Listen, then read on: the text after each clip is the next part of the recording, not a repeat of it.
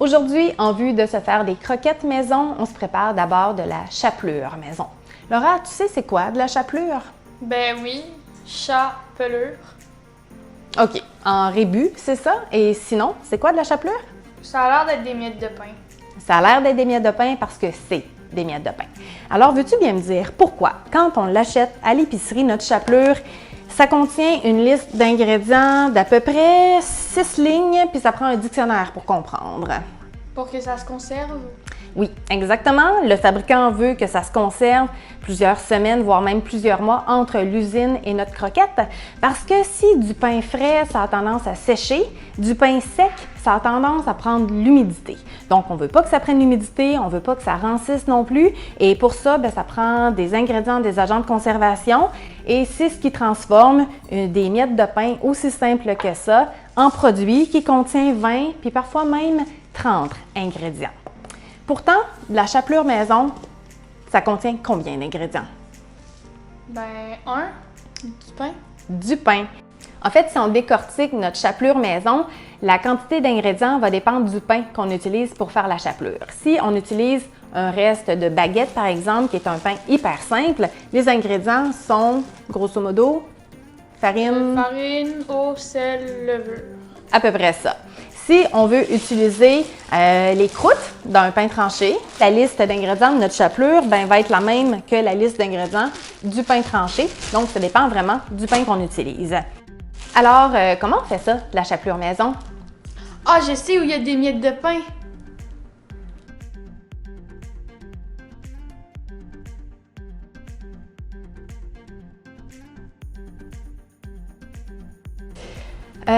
Oui, aussi, mais j'ai encore une meilleure proposition à te faire.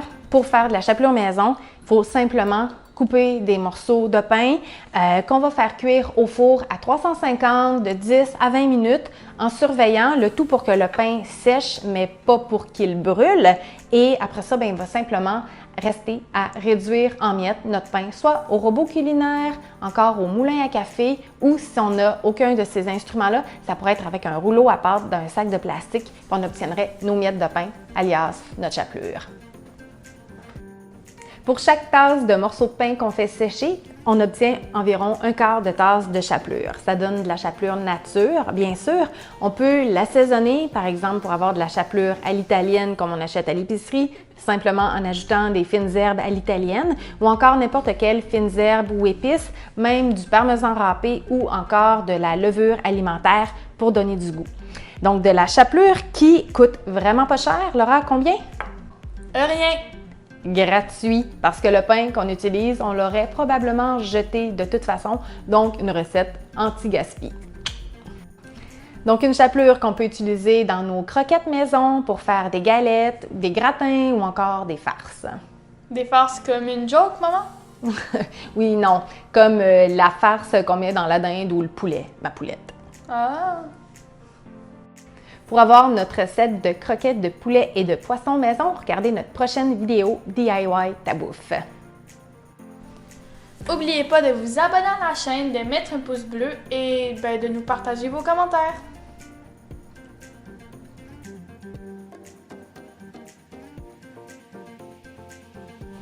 Pour chaque tasse de pain, c'est bon, c'est pain. Et même de la levure alimentaire. Ajoutant des et même, puis c'est super bon. Je vais essayer de l'entendre dire. Attends. Pour chaque tasse de morceaux... J'ai comme fait un bruit bizarre avec ma bouche. Ouais, je sais, je l'ai entendu. Puis on aurait dit un canard. Encore de la levure alimentaire pour y donner du goût et il y a des constructeurs dans la maison. Monsieur Bricole à l'œuvre.